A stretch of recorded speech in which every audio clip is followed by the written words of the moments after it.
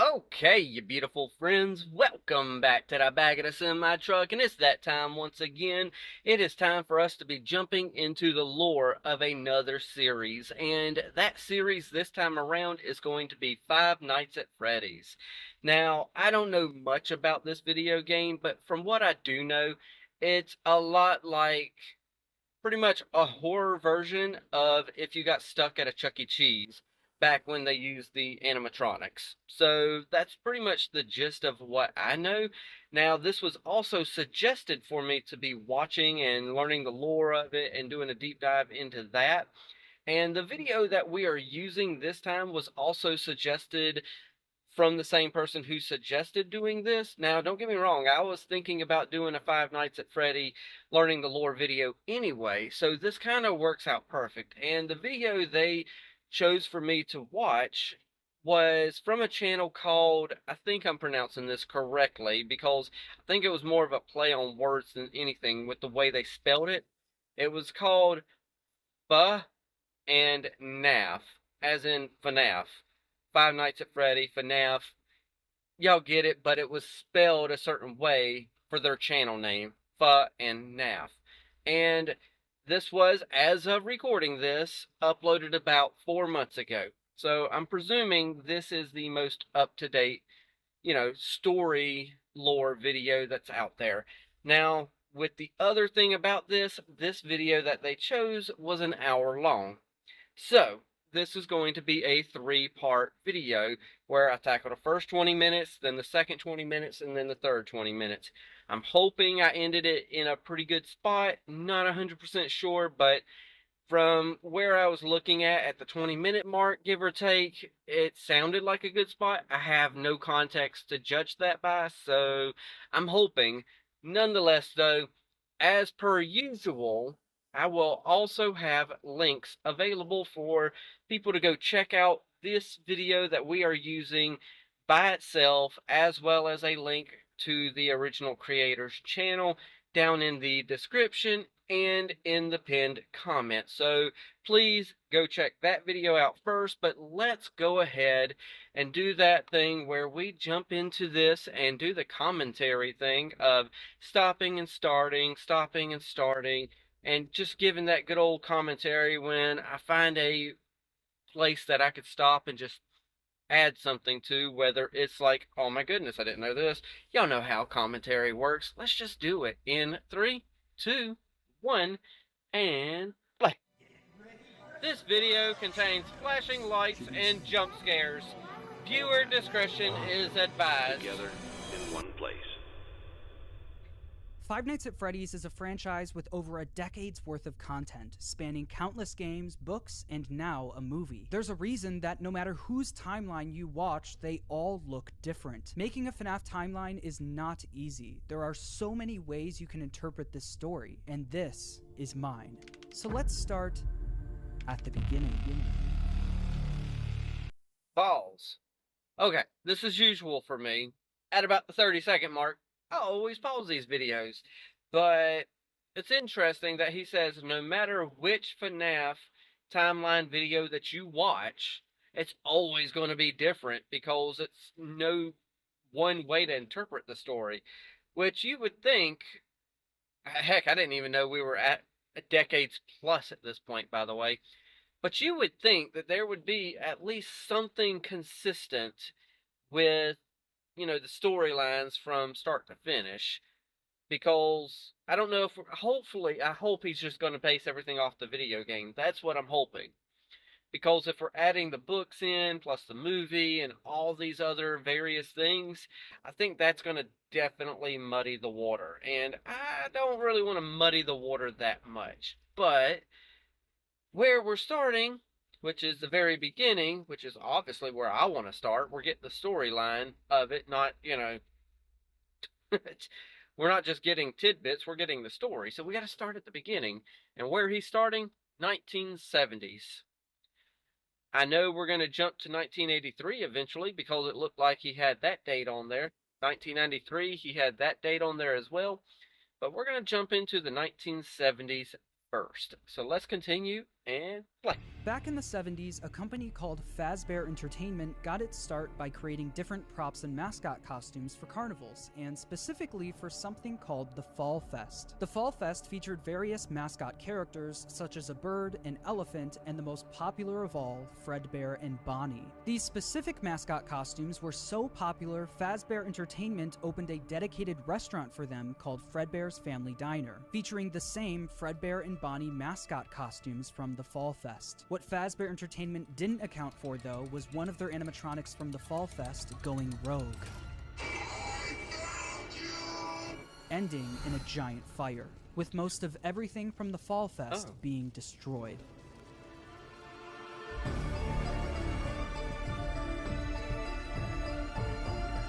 Falls. Okay, so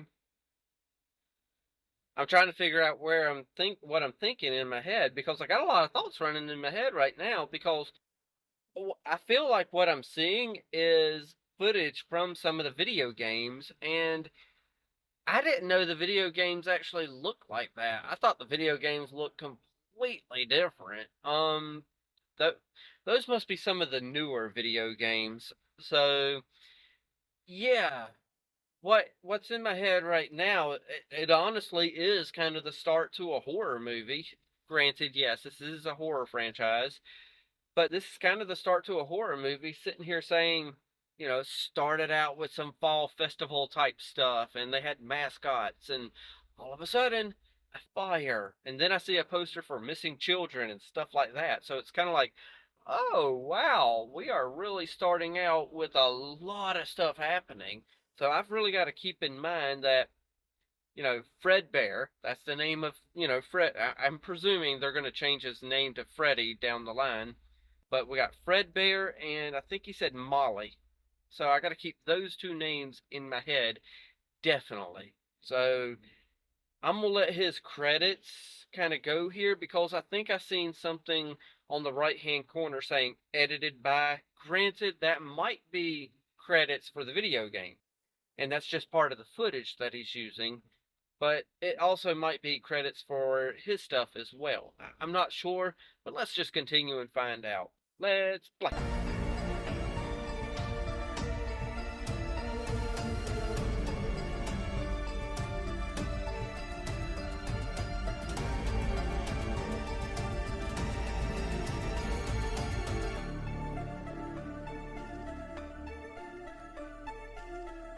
Pause. Okay, so I know I just paused right away again, but those were credits for the video itself, with animations by and written and directed by, I can't remember his first name, but, FuhNaff and all that. I think it said John/FNAF.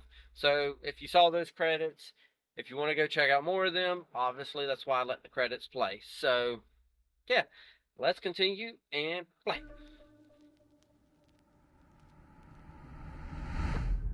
The specifics about the animatronic that went rogue and the fire are unknown, and will likely be revealed next year in FNAF's next big release. Although we don't know much about how this fire occurred, we do know that after the fire, Fazbear Entertainment started phasing out of the mascot costume era. They needed something new. The two men who helped found Fazbear Entertainment, William Afton and Henry Emily, stepped up to the plate. William Afton was mostly the businessman of the two, handling all of the money, while Henry was the more creative one, with him being in charge of building most of the animatronics and props for the company. With the Fall Fest era of the company coming to a close, they were only left with Fredbear's Family Diner, the standalone restaurant created for the Fredbear and Bonnie characters. In order to replace the mascot versions of Fredbear and Bonnie, Henry went to work on new versions of the characters, eventually creating the new Fredbear and Spring Bonnie, the same characters but with new designs and new suits. Henry called them Springlock suits. These suits are able to double as both an animatronic and a suit that the employees could wear. Pause. Hold on, hold on. So this is what you redesigned. Okay, so couple things. Well, no, not a couple things. Well, actually, yeah, a couple things. First thing is the fact that I had the name wrong. It wasn't Molly, it was Bonnie, I think. So there's that. And then the second thing was the simple fact that I was trying to find a good pausing point to where it would show one of the animatronics right there on the screen as I was talking, so I could complain about, hey, you made nightmare fuel. You didn't make a good family friendly design. That's nightmare fuel right there. And then the third thing that definitely sticks out to me, well, there's two more things that stick out to me right already. Third thing, this feels like a legit, the way they're doing this little storyline and documentary. Holy crap, there's five things that I got to tackle. The way they're doing this storyline slash documentary sounds like it's an actual real legit documentary, as if this stuff happened in real life. So kudos to whoever, whoever the channel is, John, FNAF, whatever his name is. So kudos to them. Great job so far. And then a fourth thing within this small little clip is the fact that he said there was going to be another game coming out. So there's that tidbit, which if it adds to the lore, and I can add a fourth part to this going over that, storyline of that game as well, if that needs to happen. And then finally, they did say that this animatronic is kind of a two-in-one. It's an animatronic that can be controlled remotely, and it's also one that can have somebody inside the suit. So I know there's something to that part of the story as well, with being someone inside the suit. So I do know that. There is something to that as well. I don't remember what that's part of the story with, but I do know that's part of the story. So, wow, that is interesting. I do wonder if people can do that nowadays, be inside of an animatronic suit. That's an interesting way of a two-in-one way of doing things. Let's continue, because just even within that short little time span, I had like five things to talk about. Let's continue. And play. To switch the suit from animatronic mode to suit mode, the employees could use a hand crank to pull back the animatronic parts, leaving room for them to climb inside. The spring locks that were helping to hold back those animatronic parts were very sensitive though, and with even a little bit of moisture, the spring locks could potentially snap shut, crushing and killing whoever was inside. But if that ended up happening, Fazbear Entertainment had some common sense procedures set in place. In the case that the spring locks come loose while you are wearing a suit, please try to maneuver away from populated areas before bleeding out, as to not ruin the customer experience. Fredbear's Pause. Excuse me? Please try to move as quickly as possible from populated areas to not ruin the customer experience. Wow, that is some kind of, before you bleed out, that is some kind of, this started as a children's horror franchise, mind you. This is beyond children franchise anymore. This is a whole nother ball game now at this point, when you use phrases before you bleed out to ruin their experience. So yeah, holy crap. Let's continue. And Family Diner ended up being super successful for William and Henry, so much so that other companies tried replicating it. Another company proceeded to rip off Fazbear Entertainment's old mascot characters by creating their own animatronic versions of them. The leader of the group was Ned Bear, a direct copy of Fredbear, followed by a hippo, an elephant, and a frog. All characters from the Fall Fest, and all with slightly different designs to avoid copyright issues. But while the rival company was able to replicate the designs, they could not replicate Henry's state-of-the-art technology. Their robots were poorly made and had to have giant batteries with exposed wires on stage with them. Naturally, the rival company failed and ended up being bought out by Fazbear Entertainment. With all of the success from Fredbear's Family Diner, William and Henry decided to branch out and create more characters for a new restaurant. In 1983, William and Henry opened Freddy Fazbear's Pizza, featuring Freddy Fazbear, Bonnie, Chica, and Foxy. With the opening of Freddy Fazbear's Pizza, Fazbear Entertainment was experiencing success like they've never seen before. But with two restaurants now open at the same time, more success also meant more work for William and Henry. The duo were so wrapped up in work that they started neglecting their own families. William was the father of 3 kids, the eldest, Michael, the crying child, and Elizabeth. The crying child has yet to have a 100% confirmed name, so for this video, he will just be called the crying child. Meanwhile, Henry had 1 kid, a daughter toddler named Charlie. The business partners spent most of their days working, so they both created different ways of taking care of their kids. Henry was the robotics genius, so he used his talents to create a new animatronic to watch Charlie for him. Pause. Okay. I let that play out for a little while longer than I'm used to, because I'm trying to absorb all that in with the dynamics of this guy has one kid. I think they said Michael, named Charlie. I think it said Charlotte, but they call her Charlie.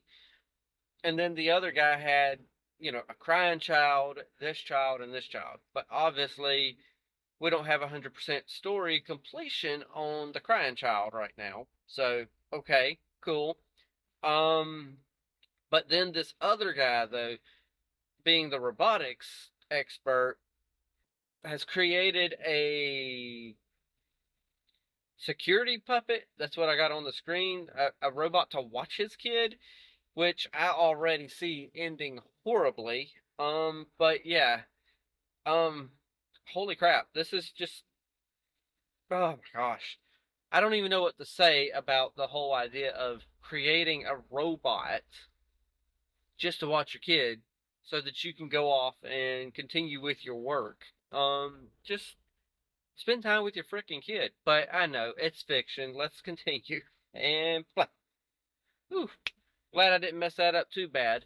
But you know what? If cartoons teaches us anything, second chances are always there for us to take. So let's continue and play. It was called the security puppet. This animatronic would sit by the door of Freddy Fazbear's Pizza and make sure that Charlie wasn't able to leave the building. This made it so Charlie could play at the restaurant while Henry worked, without Henry having to worry about her leaving the building or getting kidnapped. The robot was linked directly to a green bracelet that Charlie was wearing. If Charlie, wearing the green bracelet, tried leaving the building, the security puppet would spring into action. William, on the other hand, was the businessman of the company. He cared more about making money, but also saving money. Naturally, he decided to just force his eldest son Michael to babysit while he was at work. Michael was mostly in charge of babysitting the crying child. The crying child didn't have many friends, but he did have a close relationship with his plushies. These plushies were of characters from his favorite show, Fredbear and Friends, Fazbear Entertainment's newest cartoon, featuring Fredbear, Freddy, Bonnie, Chica, and Foxy. The crying child's favorite character, though, was Fredbear. He especially loved his Fredbear plushie. Although he loved the plushie version of the characters, the animatronics would soon become a different story. One day, while visiting Fredbear's family diner, the crying child saw something that would scar him for the rest of his life. While wandering the restaurant, he walked. Well, let me go ahead and pause it right there before we get to him wandering the restaurant and seeing something that scarred him for the rest of his life. Okay, so I guess we're not going to ever call him Freddy. We're just going to call him Fredbear the whole time. So I guess Fredbear is his actual official name, and I've just always thought it was because of the game, the title of the game, Five Nights at Freddy's.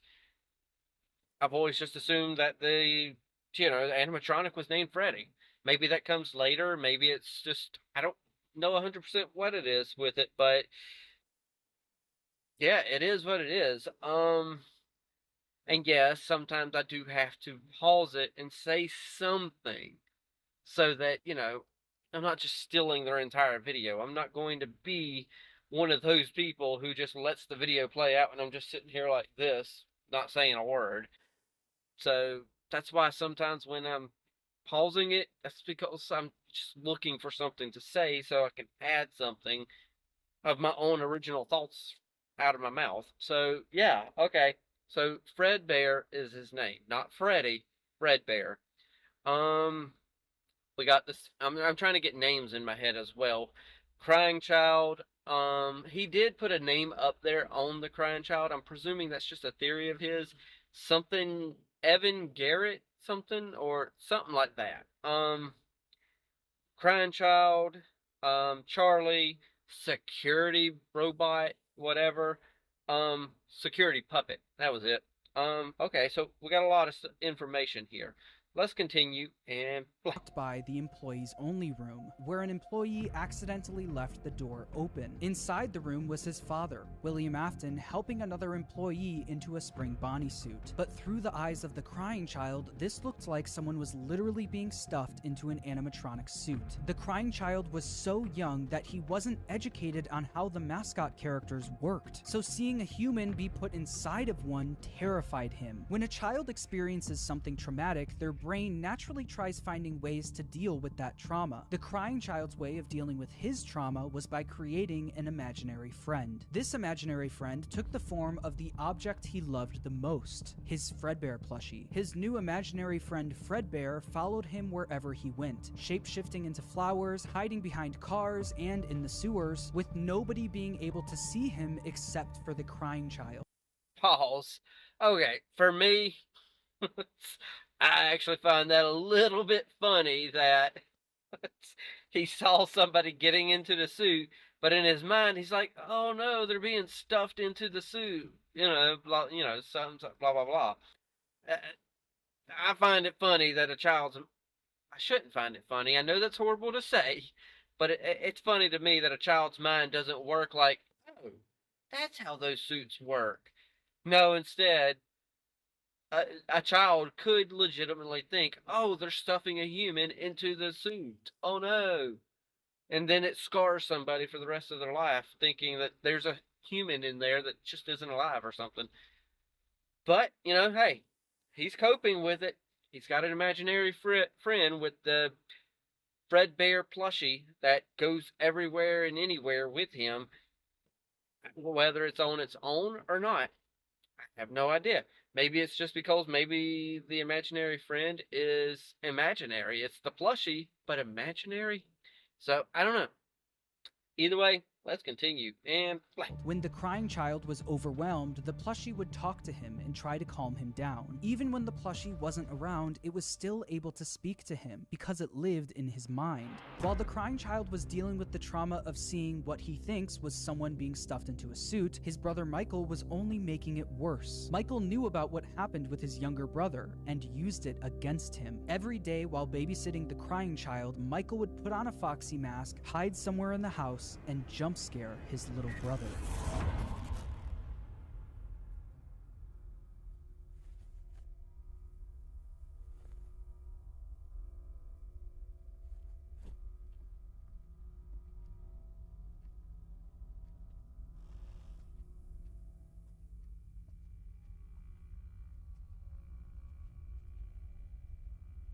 From the pizzeria to your living room, you no longer have to wait to sing and dance with Fredbear and Friends.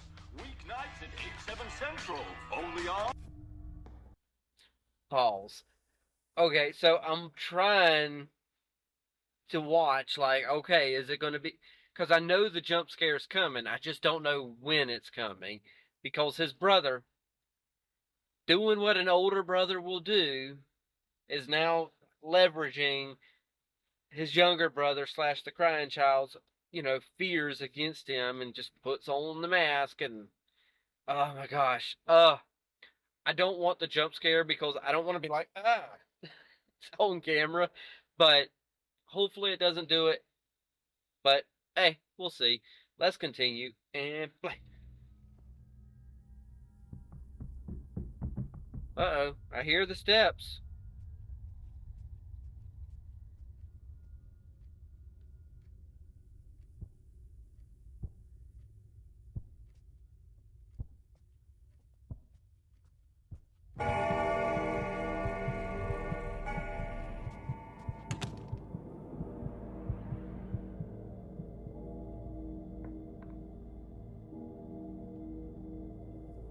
Is it under the bed?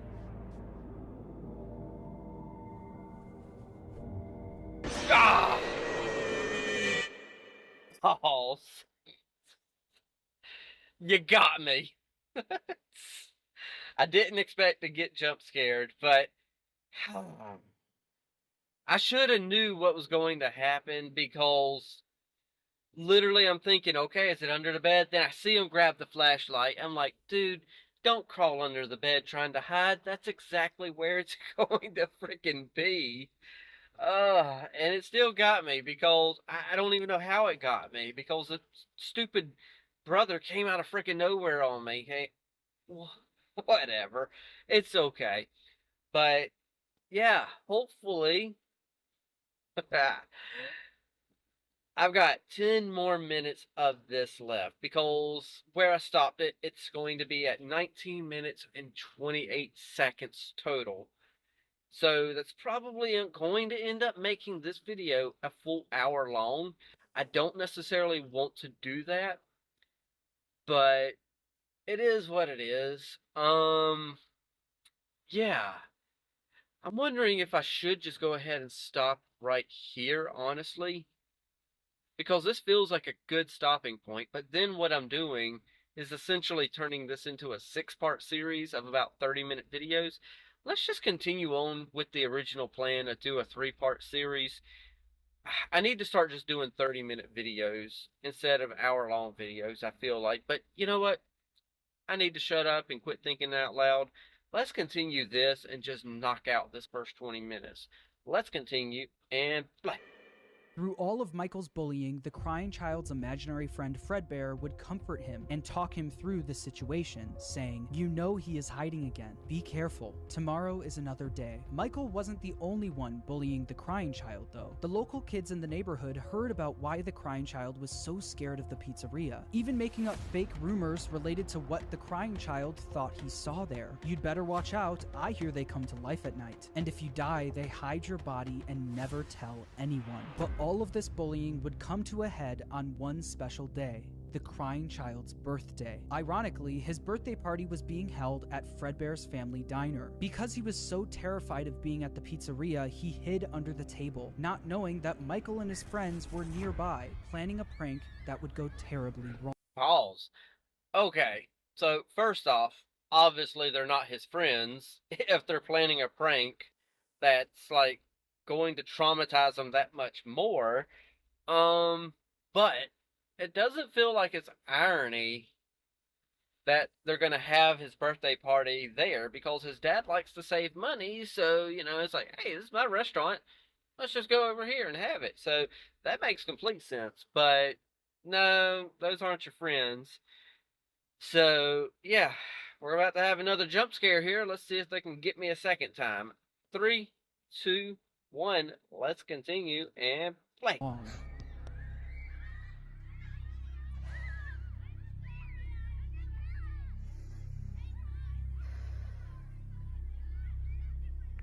Make sure you grab your pizza. Fredbear and Spring Bonnie will be performing in 5 minutes.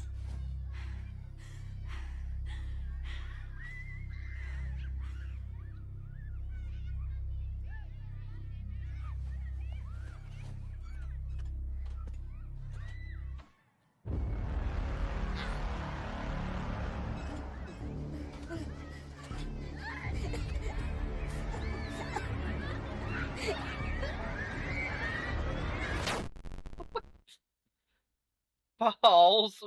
What the heck was that? Thankfully, the mask didn't get me that time. I kind of saw him over there when they turned the camera, but he ran over to Fredbear, and then all he was doing was staring into the mouth of Fredbear. So it's like, I'm trying to figure out what the heck happened here. It doesn't seem like anything happened. Did he get into the suit? Is that what they're implying? And I can't see that happening because obviously he's too small to get into the suit. Yeah, I'm just so confused. Let's let them tell me what happened and continue. So, play. Michael and his friends lifted the crying child up to, quote, give Fredbear a big kiss, and Fredbear bit down on him, leaving his body to go limp. Oh. Michael and his friends... Pause. Oh. That's what happened. They picked him up and put him up there to give him a kiss, and then they clamped down on him like that. Holy crap. Y'all aren't his friends. I don't care if y'all are, like, slowing down and like thinking about your actions. That is not friendly. Y'all should be able to tell that those things are chomping down, you freaking psychopaths. let's continue and play. quickly stopped laughing. Because of Michael's immature behavior, his terrified younger brother paid the ultimate price. Although the crying child was badly hurt, he didn't immediately die. Because of the immense brain damage, he slipped into a coma. After being treated at a hospital, the crying child was taken home so he could be comfortable, surrounded by his only friends, his plushies. In the crying child's final moments, Michael decides to apologize for what he's done, saying, "Can you hear me? I don't know if you can hear me. I'm sorry." After Michael speaks, the crying child's imaginary friend Fredbear, created out of the trauma he experienced, continues doing what it's done the whole time. It comforts him, saying, "You're broken. We are still your friends. Do you still believe that? I'm still here. I will put you back together." This would be the final thing the crying child hears before he dies. The crying child's spirit would then live on in the Fredbear suit, the thing that took his life. Okay, pause. Holy crap, that is heck of an image that I paused on. Literally has the crying child in his clamp mouth. Okay, so the spirit of the crying child is going to go into Fredbear? Holy crap. To be fair, his imaginary friends were far better friends to him than his real friends. His real friends and brother suck. Holy crap. Yeah, okay, so is this how Fredbear is going to become alive? Or, I know, listen, I know I got a lot of questions as it's happening, but that's kind of the whole point of this experience, is me learning it as I go along. Granted, I know they're just going to answer my questions as it's happening, but I still got them nonetheless. Yeah, so this is how Fredbear ends up coming alive. I'm not 100% sure. And, oh my gosh, let's just continue and find everything out.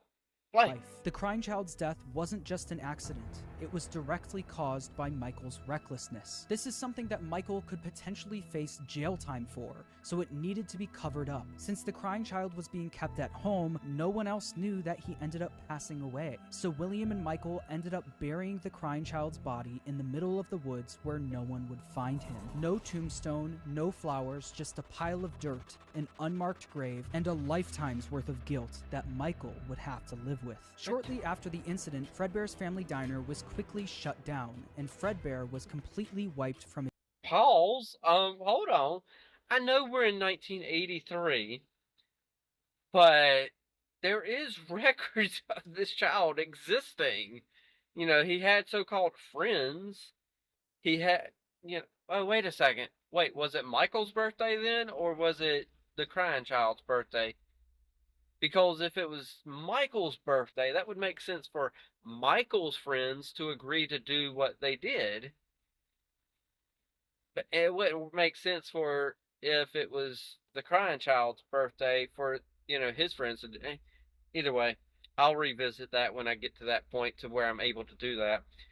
But holy crap. So 1983, I mean, there's logistically this makes, granted, yeah, authorities and stuff like that. I'm sure everyone's going to get involved authority-wise eventually. I mean, he's got to go to school, right? I mean, there is proof that this kid existed. I mean, 1983 at this point was, yes, what, 42 years ago at this point? So it's not like it's like the 1800s or the 1700s and there's not like record, you know, that good of record keeping. There was good record keeping back then. This child existed, so authorities should be on the lookout. Like, hey, you know, something happened here. Where's your kid, dude? You know, what happened here? You know, your restaurant just mysteriously shut down all of a sudden. What's going on? This is a video game. I need to quit overthinking it. So they're covering up the death.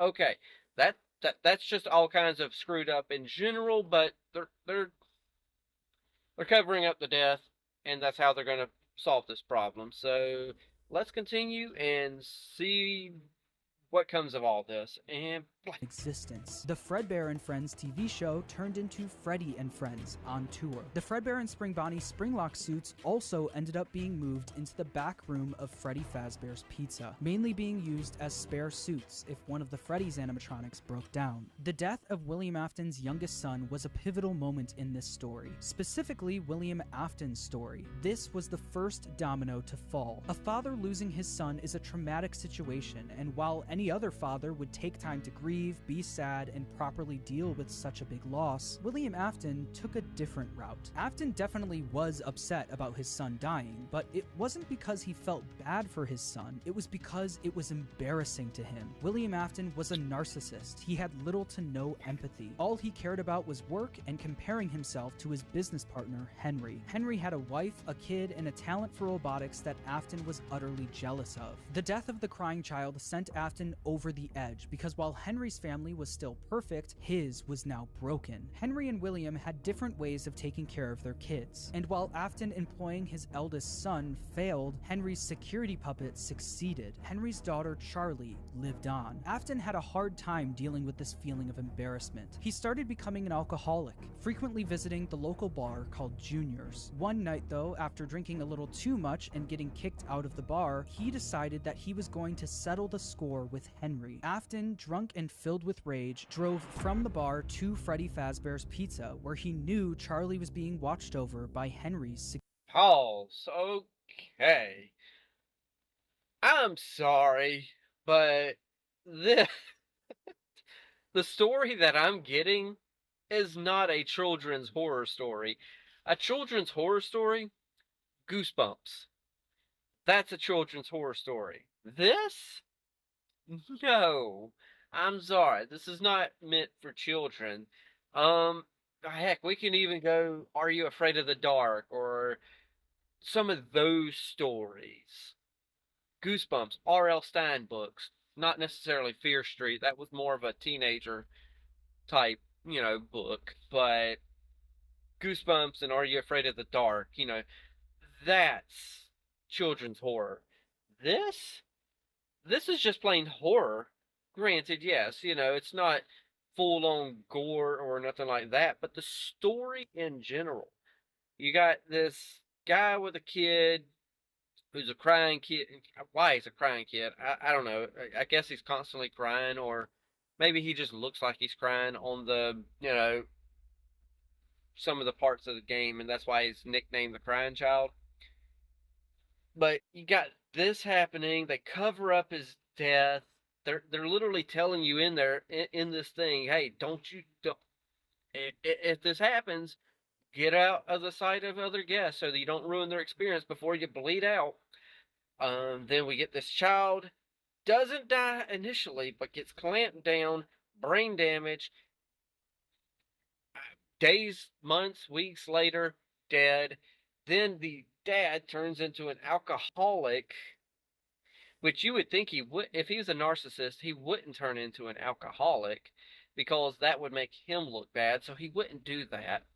But what happens is he does turn to alcohol, and now what's happening is he's going over here to the park, to whatever, just to kind of mess with the security, just to get back at Charlie for whatever reason, or at least that's what I'm presuming is happening. Why he would want to go after a child, I don't know. But this is not a children's horror game. This is just horror in general. It feels like good storytelling. Don't get me wrong, but it's not for children. That's, my goodness. I mean, they're literally digging graves for a child, and then cover up the death of the child. Wow. Not for children, but hey, we're going to continue this anyway, and blank. Security puppet. Afton planned on risking everything to kill Henry's daughter, Charlie. He didn't care if he got caught, and he didn't care if he went to prison. But when Afton got to Freddy's, he noticed that Charlie was standing outside by herself. It turned out that some bullies were able to trap the security puppet in its box and lock Charlie outside the building, giving Afton the perfect opportunity to kill Charlie outside of the pizzeria. The security puppet was eventually able to escape its box and went looking for Charlie. As Afton sped away, the puppet noticed that Charlie was outside in the pouring rain. It then did what it was programmed to do and went to protect her. But as the puppet got closer to Charlie's body, the rain started making it short circuit. It was forced to crawl its way over to her until the rain got to be too much, and the puppet shut down right next to Charlie's body. While Charlie and the puppet lay lifeless next to each other, Afton was speeding home, driving right past where he buried his son and the bar he got kicked out of. When Afton got home, he was met with his wife sitting in the living room watching TV, and Michael in his bedroom. Afton was a drunk and abusive father, and fully blamed Michael for what happened to his youngest son. Mrs. Afton tells him to leave Michael alone because he's had a tough day, but Afton doesn't listen. He goes over to Michael's room and balls. Okay.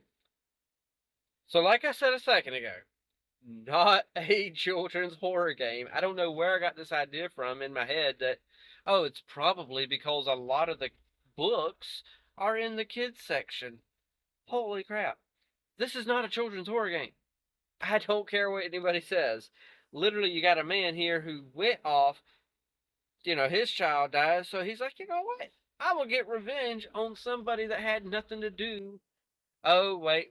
I could see kind of where his mind is going, because technically it was Fredbear's mechanics and puppetry that killed his child. So, okay, I kind of see, the gears turning and how he would blame the other guy for the death of his son. So that then instigates him.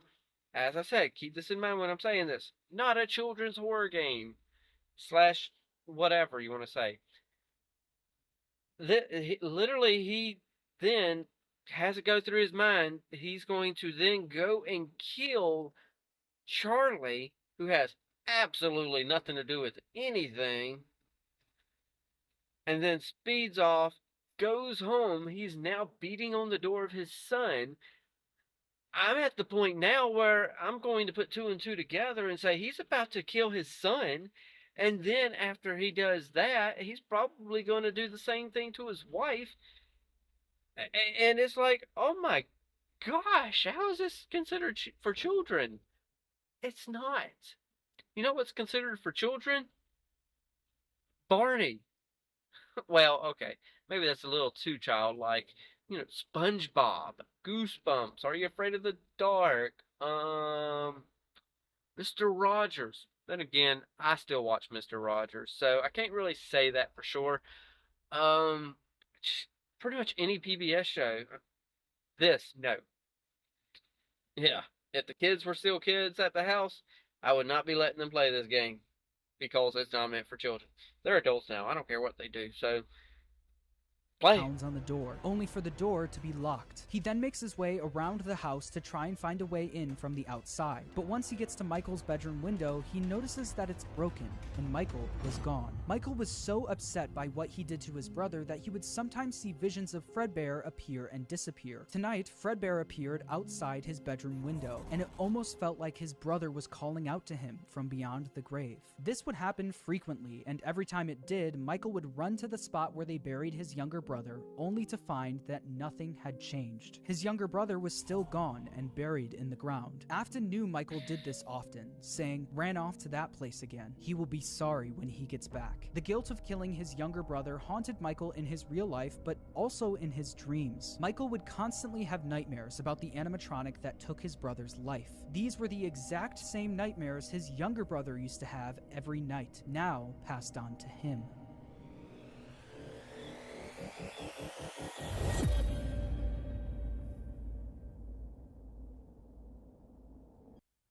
Hold on, I gotta pause. Thankfully, his dad didn't. Well, I don't know. Maybe he is still going to do what I thought he was going to do. But now, instead of being with the crying child, we're now with his brother Michael, and we're seeing through his eyes now. Now, I'm presuming what he's about to see is his dad coming in there after him. and that's going to be our jump scare. I'm not sure 100% what we're going to get from this, but holy crap. I know I didn't expect this storyline though. So, yeah, now his brother. Wow, yeah, yeah. Sucks to be you, Michael. That's all I could think to say. Let's continue and play.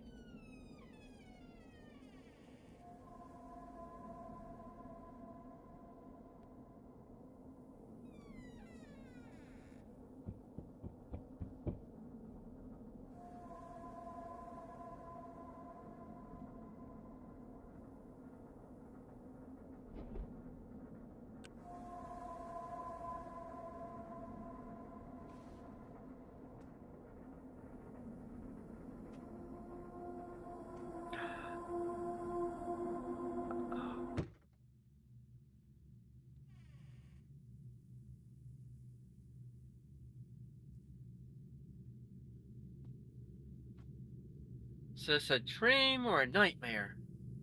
What do we got going on here?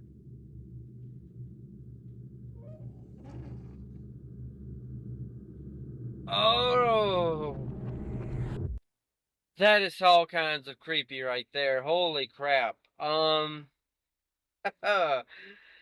Granny, yeah, I pause on a black screen, but holy crap, seeing that bear open jaw like that is kind of pretty freaking creepy because they look like teeth.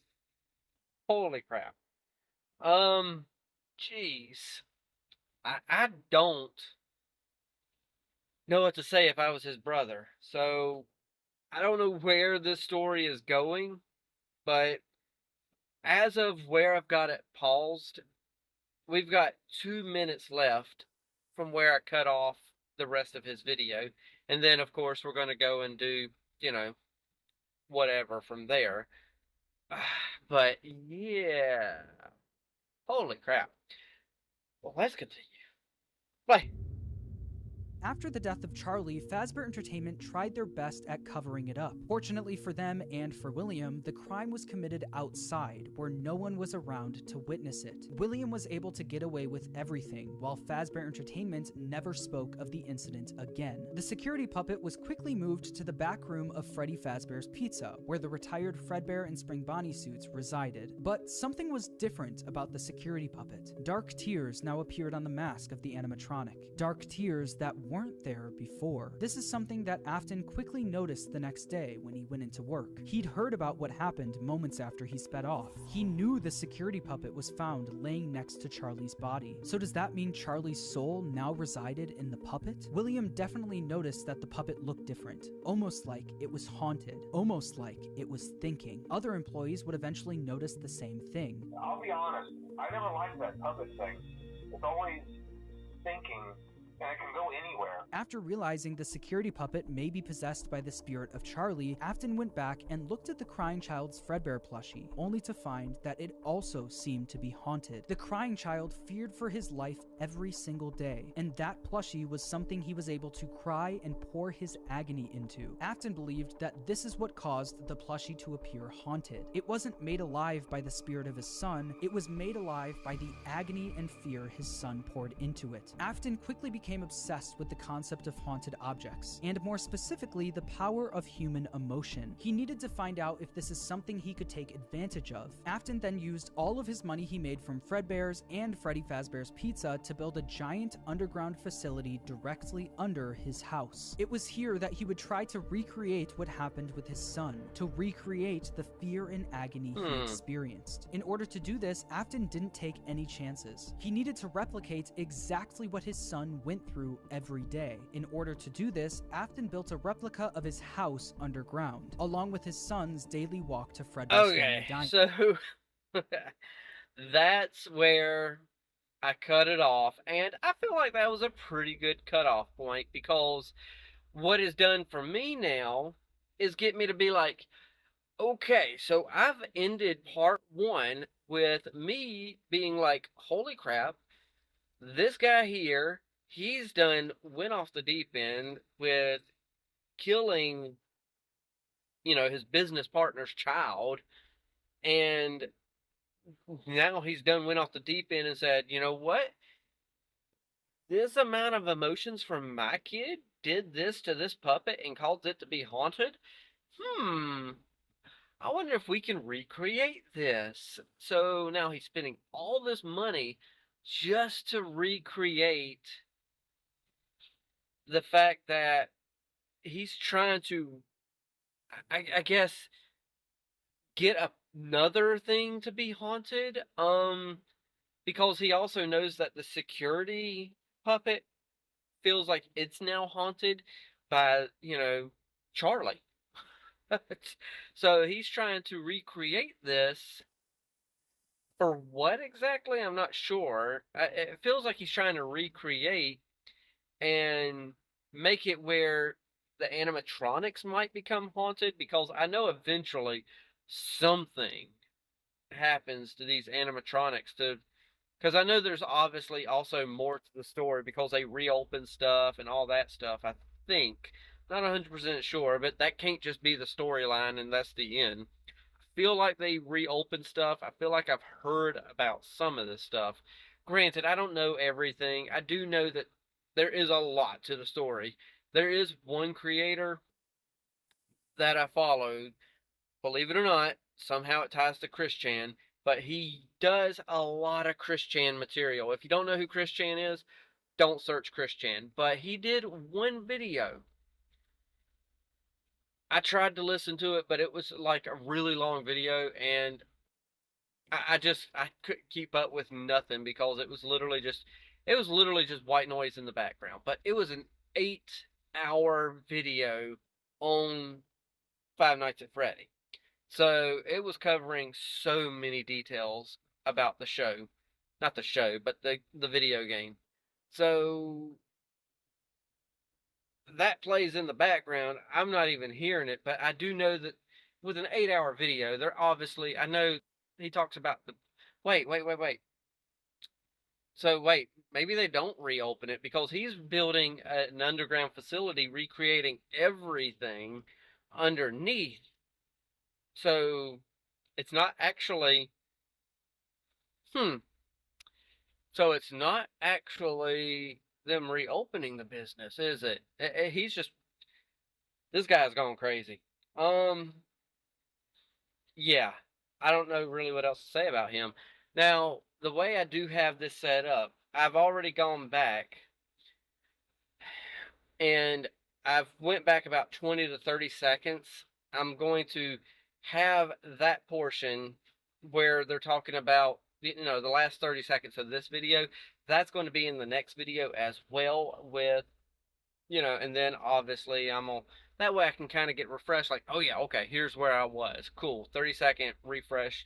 This is where we were. This crazy guy is building this facility underground to recreate everything to try to get more things to be haunted. I'm presuming the more things to be haunted are going to be the animatronics. I have no freaking clue. He feels like that the security puppet is haunted now. He also feels like his son's plushie is haunted. Who it's haunted by? I'm presuming, like he's presuming, that the plushie is haunted by us. Well, no. The, he's thinking that the plushie isn't haunted by his son. He's thinking that the plushie is haunted by the anguish that his son felt. Okay. So there is okay. So it's not his son.